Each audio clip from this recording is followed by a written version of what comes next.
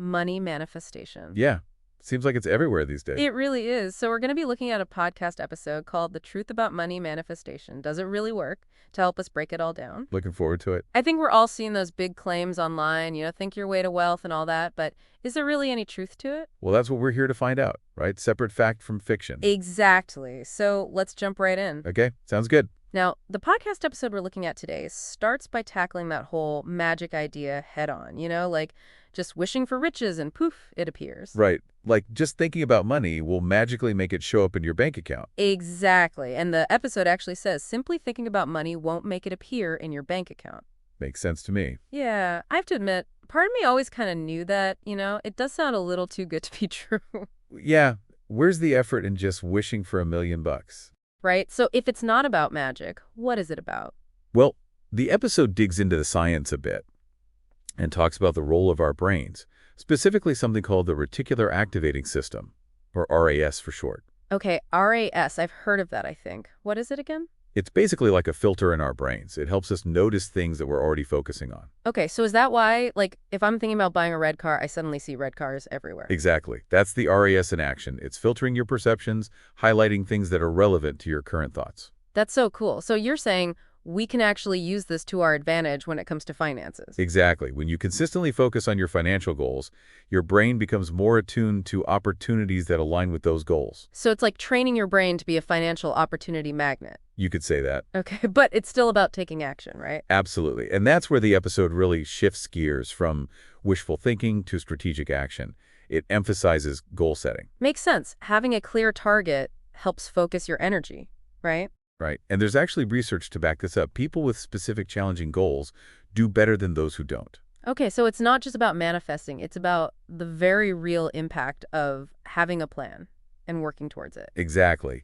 And the episode provides a really helpful framework for turning vague desires into concrete plans with actionable steps. Okay, so it's about having a roadmap and being strategic. That's starting to feel a lot more empowering than just hoping for wealth to magically appear. Definitely. And the episode gets even more practical. It outlines 5 key areas that successful people use to, well, let's say manifest money in a grounded, realistic way. 5 key areas. Okay, I'm all about the practical advice. Let's hear it. What's the first area? First one is mindset optimization. It's not just about positive vibes.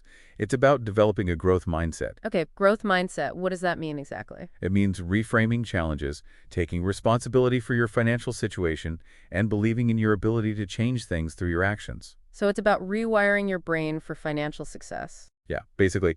And it's about consciously choosing how you perceive and react to opportunities. Got it. So instead of feeling stuck or blaming outside factors, you're taking control of your financial destiny. Exactly. Which brings us to the second key area, strategic goal setting. Okay, goal setting. So this is where those dreams of financial abundance become an actual plan. Right. Instead of just wishing for more money, you set specific financial targets, complete with deadlines. So it's about getting granular with your goals, breaking them down into manageable steps. You got it. The episode suggests identifying those smaller milestones and creating a detailed action plan for each one. I like that. It's like planning a trip, right? You don't just manifest arriving at your destination. You book flights, make reservations, pack your bags. It's the same principle with your finances. Exactly. It's all about those concrete steps. Love that analogy. Okay, what's the third area? Skills development. This one is all about investing in yourself, becoming more valuable in the marketplace. So identifying in-demand skills, learning those skills, and becoming an expert. You got it. It's about consistently growing and evolving. This reminds me of when I decided to learn video editing. It was intimidating at first, but once I got the hang of it, it opened up so many opportunities. That's awesome. That's exactly what we're talking about. Yeah, and it definitely paid off. Okay, so we've got mindset, goal setting, and skills development. What's next? Number 4, network building. The episode sums it up perfectly. Your network is your net worth. I've definitely heard that before, but honestly, the whole networking thing can feel a bit awkward sometimes. No. Yeah, I get it. But it's really not about schmoozing or collecting business cards. So what is it about then? It's about building genuine connections, offering value to others, and nurturing relationships with people who inspire you. I like that. More about authentic relationships than just trying to climb some social ladder. Exactly. You never know where those connections might lead. And finally, the 5th key area is multiple income streams. Multiple income streams. That's about diversifying your income, right? Creating a more stable foundation. Exactly. The episode encourages exploring those options and getting creative with your income streams. Like side hustles, passive income, maybe finding ways to monetize existing skills. Exactly. It's about taking control and not putting all your eggs in one basket. I love how this is all about taking action and creating opportunities. It's definitely a more grounded and empowering approach than just relying on wishful thinking. Okay, so we've covered the 5 key areas. What's next? Well, now that we've established the importance of action, let's dive into a topic that often gets misinterpreted in the world of manifestation visualization. Visualization, that's where things can get a little woo-woo, right? I mean, I've heard about vision boards and all that, but does it actually work? Visualization can be powerful, but the key is using it strategically, not magically. The episode emphasizes that it's most effective as a tool for action, not just daydreaming. Okay, so instead of picturing yourself winning the lottery, you visualize the steps you'll take to reach your financial goals. Exactly. It's about creating a clear mental picture of the actions you need to take. For example, let's say you want to get a promotion. Instead of just picturing yourself with a bigger paycheck, visualize the specific steps you'll take to earn it, like taking on challenging projects, exceeding expectations, and consistently delivering high-quality work. That makes sense. It's about visualizing the process, not just the outcome. But isn't there a danger of getting too caught up in the visualization and forgetting to actually take action? That's a valid concern.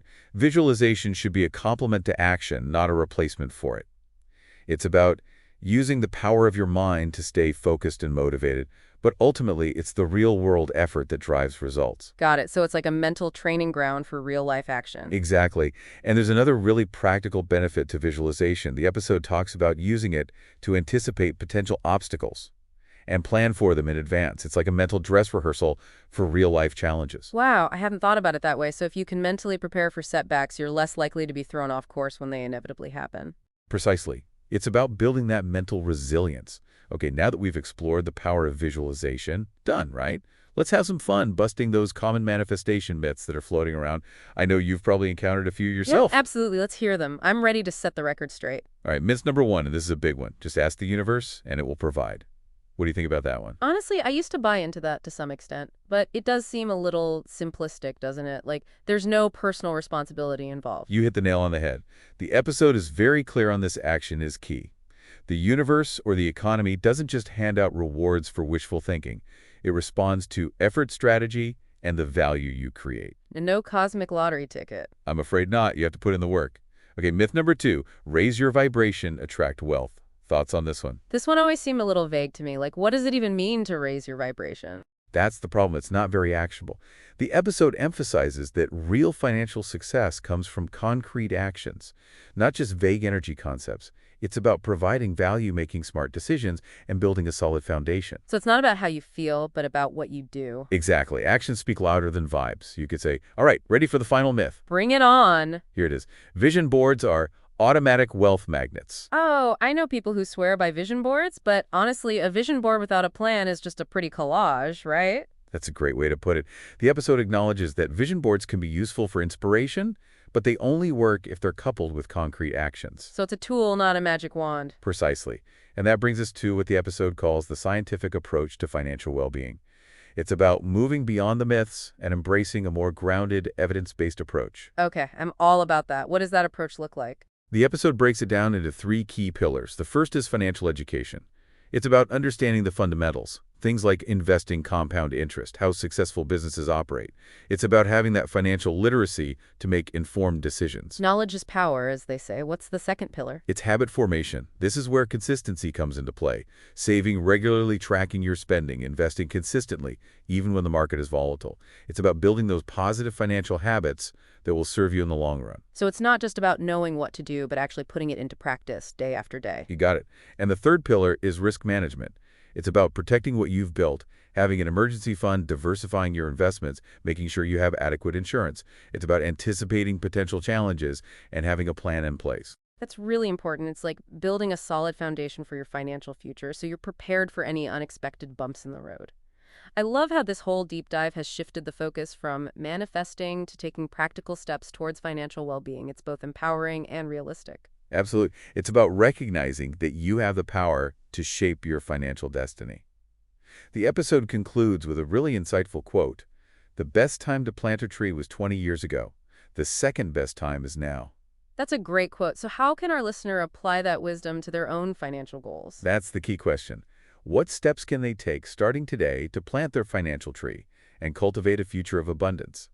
And that brings us to the end of our deep dive. It can be a powerful tool, but like you said, not in like a magical way, you know? Right, not just like wishing and hoping. Yeah, it's more about using it strategically. The podcast episode talks about it being a tool for action, not just daydreaming. Oh, I see. So instead of just picturing yourself winning the lottery, you visualize the steps you'd take to actually achieve a financial goal. Exactly. It's about making those steps feel real in your mind, like almost a mental rehearsal. Like athletes visualizing their performance before a big game? Exactly. Like that, for example, let's say you're hoping for a promotion at work. Okay. Instead of just visualizing a bigger paycheck, visualize the specific actions you'll take to get there. Okay, so like visualize myself taking on more responsibility or maybe coming up with new ideas. Yeah, exactly. Things like that, taking on those extra projects, exceeding expectations. I got it. So it's about visualizing the process, not just the end result. Right. And the source emphasizes that visualization is most powerful when it's paired with real action. Yeah, that makes sense. You can't just sit back and visualize your way to success. It's more like a mental training ground, a way to stay focused and motivated. Makes sense. Okay, so we've talked about the importance of action, and now we've talked about visualization. Anything else people should keep in mind? Oh, yeah. The episode also talks about using visualization to anticipate potential obstacles. Oh, that's interesting. Yeah, like a mental dress rehearsal for those challenging situations. So if you can kind of see those setbacks coming in your mind, You'll be more prepared to deal with them in real life. right, you're less likely to get totally derailed when things don't go exactly as planned. I like that. Okay, so we've covered the 5 key areas. We've talked about the importance of action, and we've explored the strategic use of visualization. What else does the podcast episode cover? Well, it wouldn't be a conversation about money manifestation without addressing some of the common myths out there. Oh, yeah. Let's get into that. I'm always up for a little myth busting. Okay, so myth number 1, and this is a big one, just ask the universe and it will provide. Oh, yeah, I've definitely heard that one. What do you think? Well, as tempting as that sounds, the episode really stresses that action is key. Right, like the universe isn't just going to drop a pile of cash in your lap just because you thought about it. Exactly. The source is clear that the universe, or maybe it's better to say the economy, rewards effort planning and value creation. So no cosmic lottery ticket. Not quite, okay? Ready for myth number 2. Get me. Raise your vibration, attract wealth. That one's always felt a little vague to me. Yeah, it's not super actionable. The episode emphasizes that financial success is about making smart choices and taking concrete steps. Right, not just about vibes. Exactly. Okay, last myth. Ready for this one. Yeah, lay it on me. It's the myth of the vision board. Vision boards are automatic wealth magnets. Oh, yeah, I know people who swear by vision boards. Yeah, but the episode makes a really good point. A vision board without action is just a pretty picture. Right, it's a tool, not a magic wand. Exactly. And that brings us to the final part of the episode. It's what the source calls the scientific approach to financial well-being. Oh, okay, so this is about ditching the myths and taking a more grounded approach. Exactly. The episode outlines 3 key pillars that make up this scientific approach. 3 pillars. Okay, I'm intrigued. What are they? First one is financial education, knowing the basics of how money works. Like investing and budgeting and all that. Yeah, exactly. It's about understanding things like compound interest and having good financial literacy. Knowledge is power, right? It really is. Okay, second pillar is habit formation. So this is where the rubber meets the road, right? Actually putting that knowledge into practice. Exactly. It's about building those positive financial habits, saving regularly, tracking your spending, investing consistently. So it's not just about what you know, it's about what you do consistently. Right. Consistency is key. And the third pillar is risk management. Okay, risk management. So protecting yourself from potential financial setbacks. Yeah. Having an emergency fund, diversifying your investments, making sure you have the right insurance. That makes a lot of sense. It's like building a solid foundation so you're not completely derailed if something unexpected happens. Right. Exactly. And the episode wraps up with a really powerful quote. The best time to plant a tree was 20 years ago. The second best time is now. Wow, I love that. So no matter where you are on your financial journey, it's always a good time to start taking action. That's the message. It's never too late to plant those seeds and watch your financial abundance grow. It really is all about taking those steps, isn't it? It is. And you know, what I appreciate about this whole deep dive Huh. is that it really shifts the focus away from that manifesting as like a magic trick and moves it more towards, taking practical steps towards financial well-being. Yeah, it feels a lot more, I don't know, empowering somehow. It does, right? It's like you're not just hoping for the best, you're actively creating it. Yeah, and that's a really great point to end on. I think we've covered a lot of ground today, from those 5 key areas to debunking those common myths to this idea of a more scientific approach. We have, and hopefully it's given everyone listening a more grounded and realistic perspective on what it really takes to build financial well-being. Exactly. So as we wrap things up here, I want to pose a question to all you listening out there. All right? What resonated most with you from this deep dive? What are you going to take away from this conversation? And maybe more importantly,